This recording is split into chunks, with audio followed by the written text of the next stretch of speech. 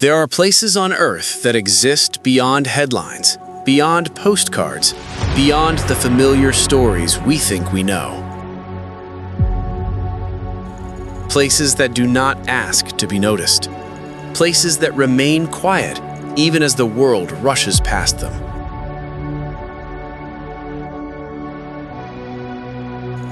China is often spoken of in numbers, population, cities, factories, skylines.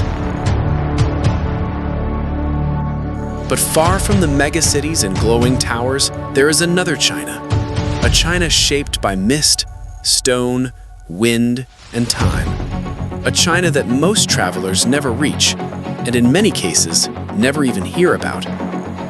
This journey is not about what is famous. It is about what is hidden, what is overlooked, what still feels untouched.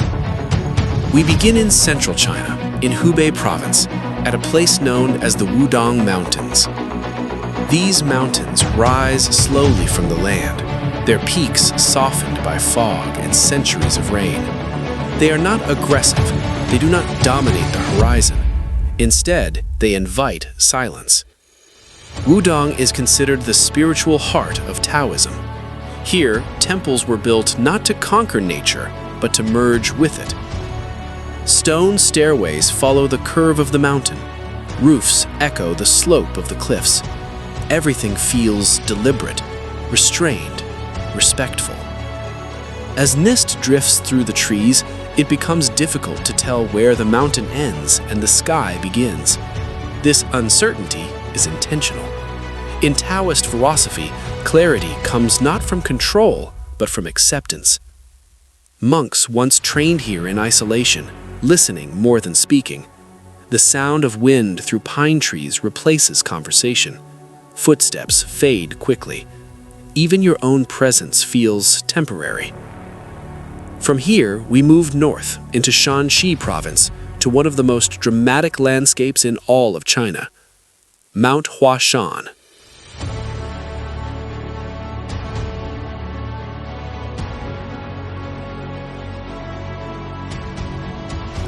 From a distance, Huashan looks impossibly steep. As you approach, it becomes even more so. This mountain rises sharply, almost vertically from the plains below. Its granite peaks appear cut rather than eroded, as if shaped by intention instead of time.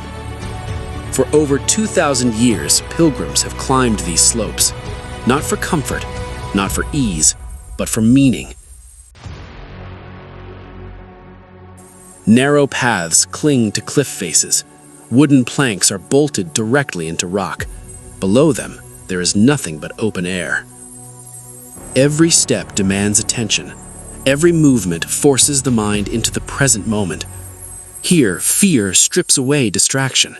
There is no space for ego, no room for impatience. At the summit, the reward is not luxury or spectacle. It is perspective. Clouds drift beneath your feet. The world feels distant, and silence, once again, takes over.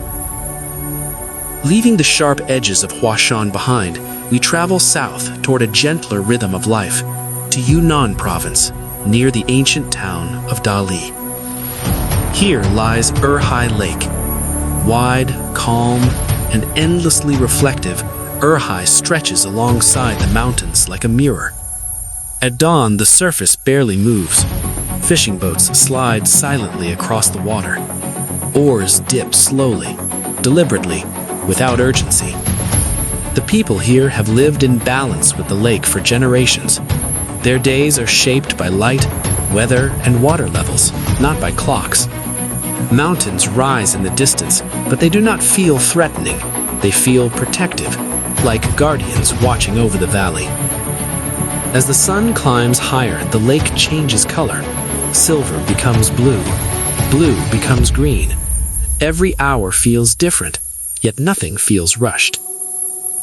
From Yunnan, we move east to Zhejiang province, to a place where water and stone exist in perfect conversation.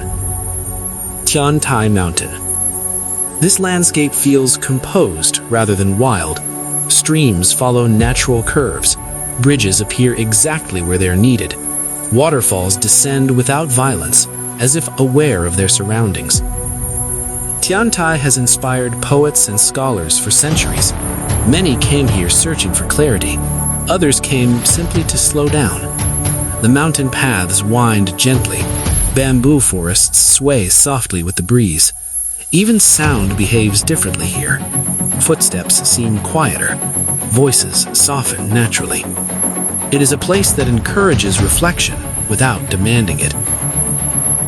Continuing south, we reach Guangxi province, home to one of the most remarkable examples of human patience on Earth. The Longji rice terraces. Carved by hand over hundreds of years, these terraces wrap around entire mountains. Layer upon layer, they rise from valley floors to mist-covered peaks. There are no machines here, no shortcuts, only generations of effort, guided by an understanding of land and water. When filled, the terraces reflect the sky. Clouds appear trapped within the mountain itself. When planted, they turn bright green. When harvested, gold. Each season transforms the same landscape into something entirely new. This is not agriculture as industry. This is agriculture as relationship. From here, the land begins to change. The softness gives way to scale. The colors deepen. The air dries. We move northwest into Xinjiang province, one of the most remote and least understood regions of China.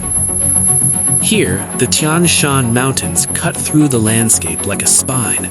Within them lies the Tianshan Grand Canyon. Red cliffs tower overhead. Layers of rock reveal millions of years of geological history. Wind funnels through narrow passages, creating low, constant echoes. The canyon feels ancient in a way that is difficult to explain. Not old, but timeless. Human presence feels minimal here. Footprints vanish quickly.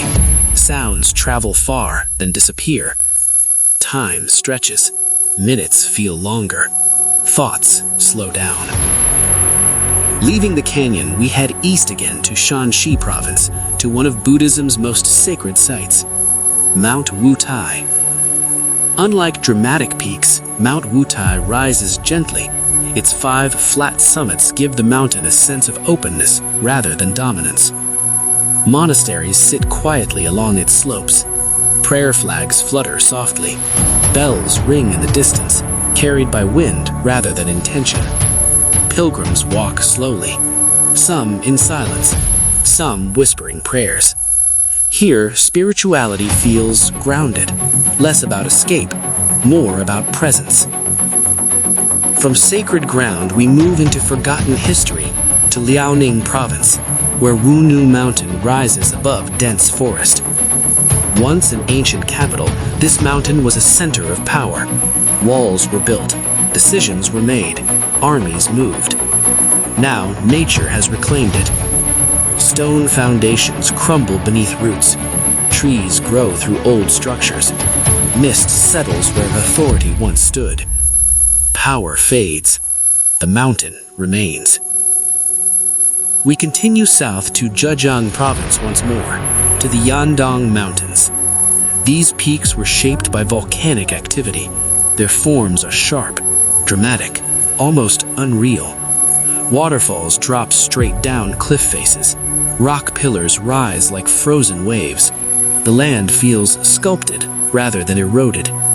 As clouds move through the valleys, the mountains appear and disappear, as if deciding when to reveal themselves. Nearby lies Qiandao Lake. More than 1,000 islands rise from its blue surface. But what makes this lake extraordinary lies beneath. Ancient cities rest underwater, submerged intentionally during modern development, preserved in silence. Temples, streets, homes, all still there, just out of reach. Progress moved forward, history stayed behind. As we leave the east, we move into colder air, higher elevation, and harsher terrain. Sichuan province. Here stands Mount Siguniang. 4 snow-covered peaks dominate the skyline. Often called the Four Sisters, they rise sharply against the sky. Glaciers carve deep valleys below. The air is thin, the silence heavy. This beauty does not invite comfort, it demands respect.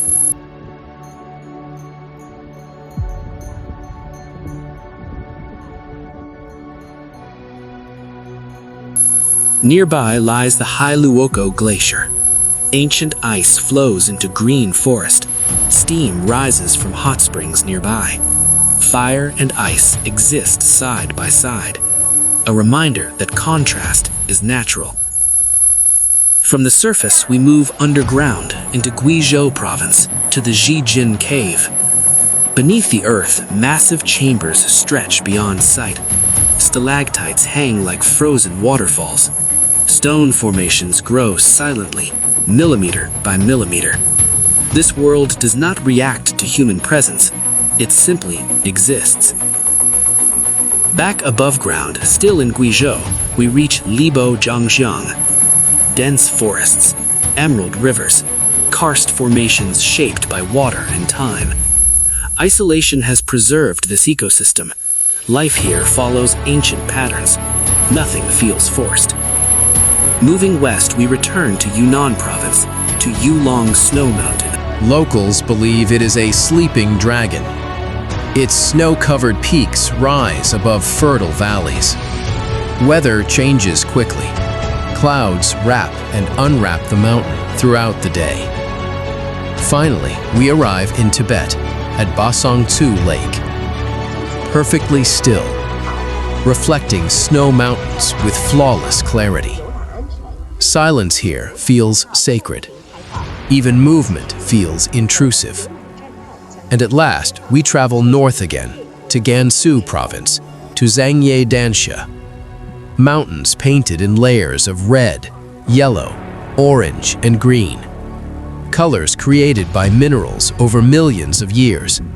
No brush, no design, only time. These landscapes are not attractions. They are witnesses to patience, to change, to the quiet endurance of the earth. This is unseen China. Not loud, not rushed, not simplified. Still vast, still quiet, still waiting.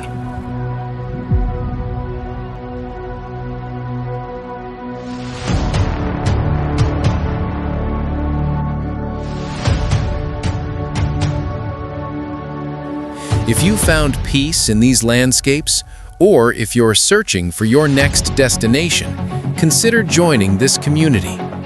Hit the like button to help these stories travel further, and subscribe so you don't miss where we